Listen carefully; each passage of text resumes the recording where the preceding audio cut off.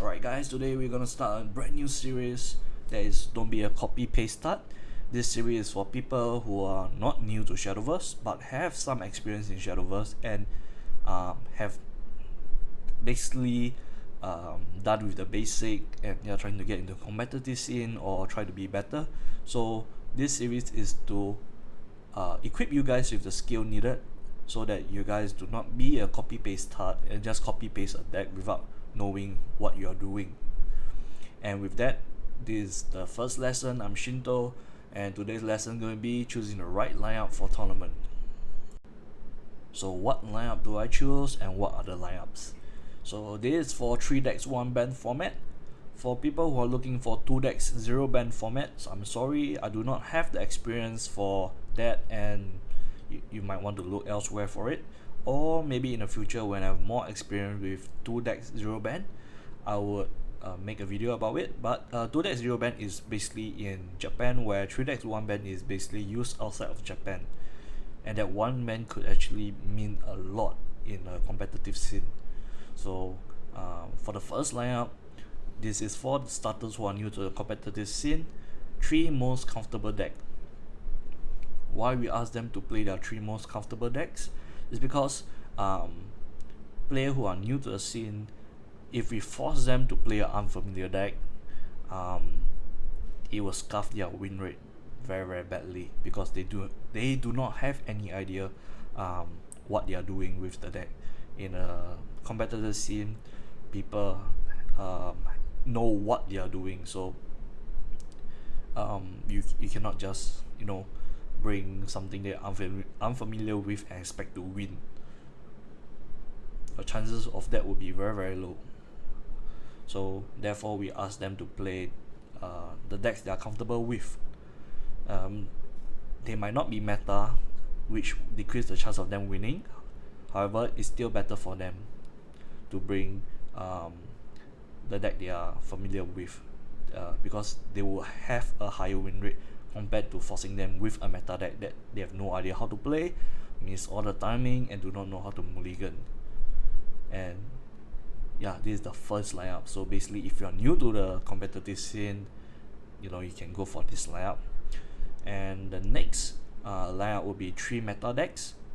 It's almost the same as the first lineup if all your 3 most comfortable decks are meta decks.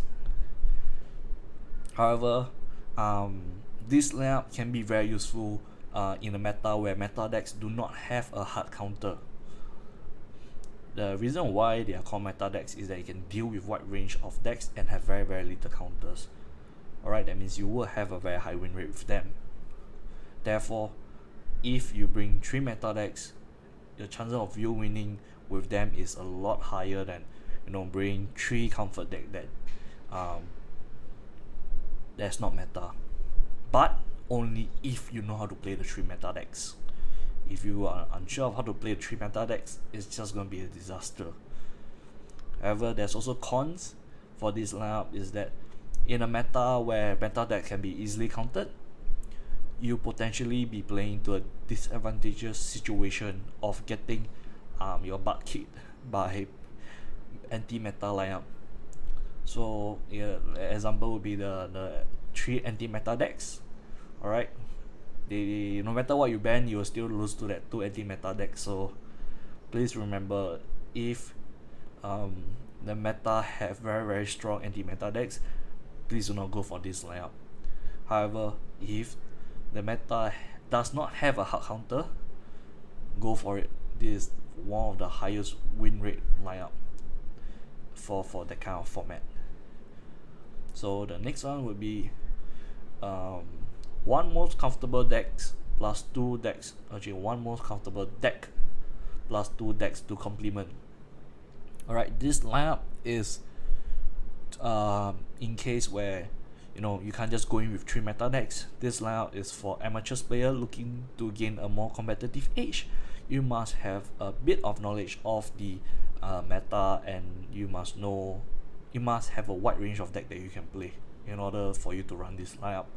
So we will want you to run 1 comfortable deck, and the reason being is that we want you to have a high win rate with the competitive deck. That means you can steal that one win from your opponent with your comfort deck, and then you just try your luck with the other deck that is not banned.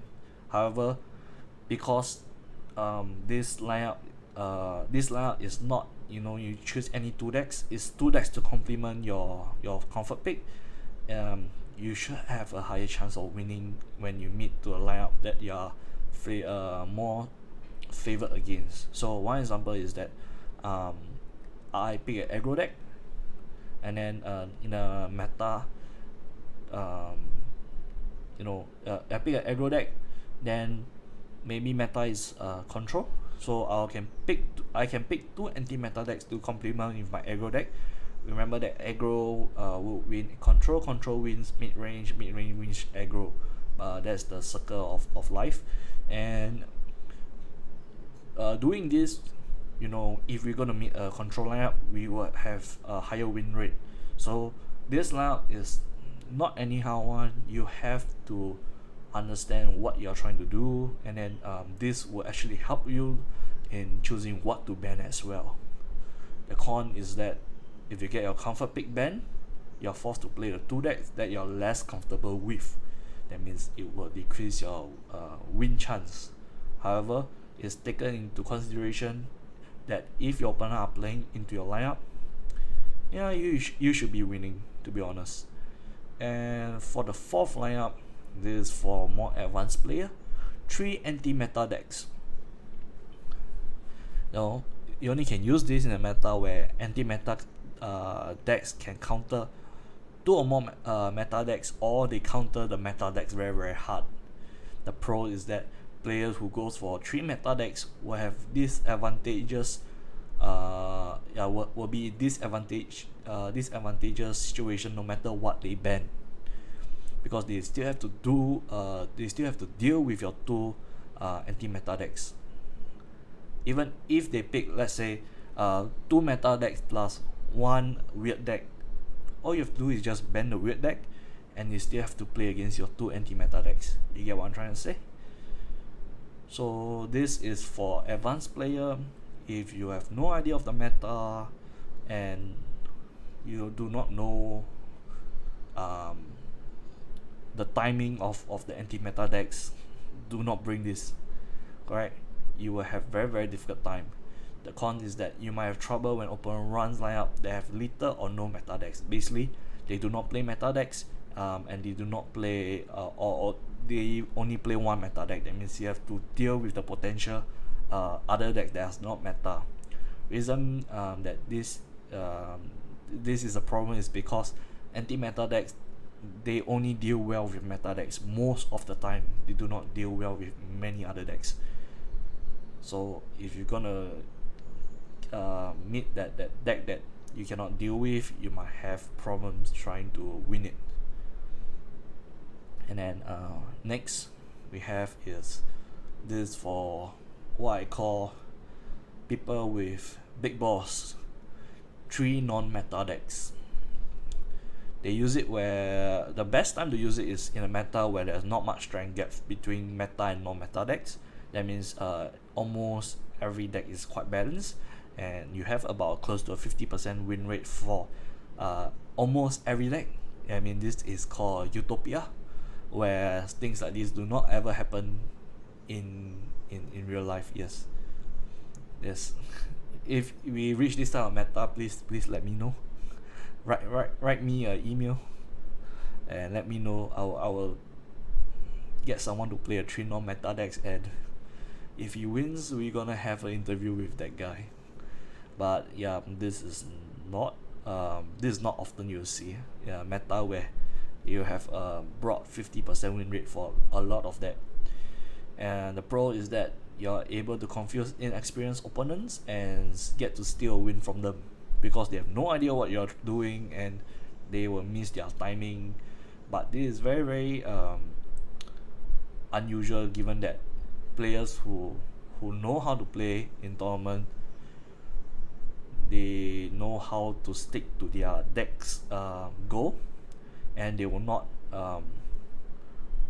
they will not, how do I say, try to play around you if they can play towards their own goal. So this, as I say, if you pick this in a meta where there's a very big gap, yeah, most likely you're gonna lose. It is a very high risk lineup where you put on potentially does not gain anything back at all.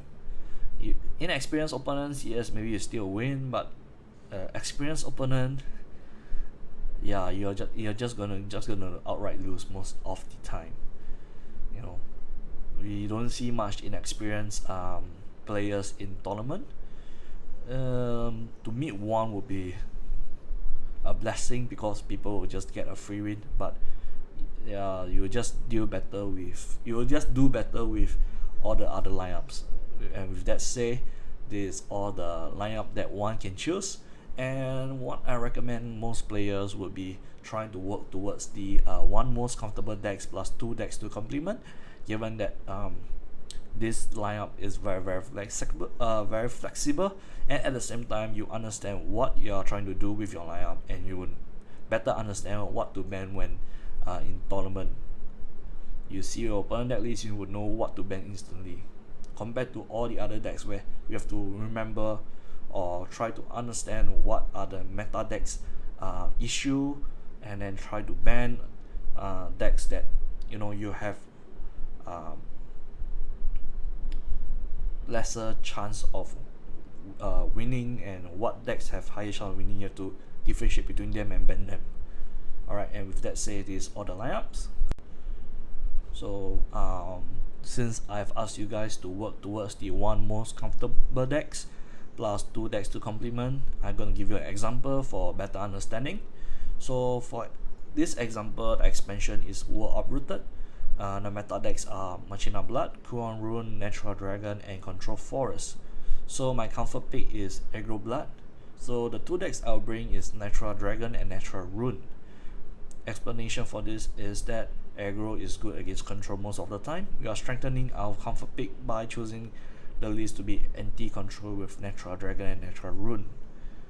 And this lineup will be full anti-control, so if my opponent were to bring 3 or 2 control deck, just banning the deck that is not control or banning one of their decks, we will most likely win, given that our lineup is gonna kill control most of the time. So there's one way of thinking of a lineup, how to strengthen your deck basically.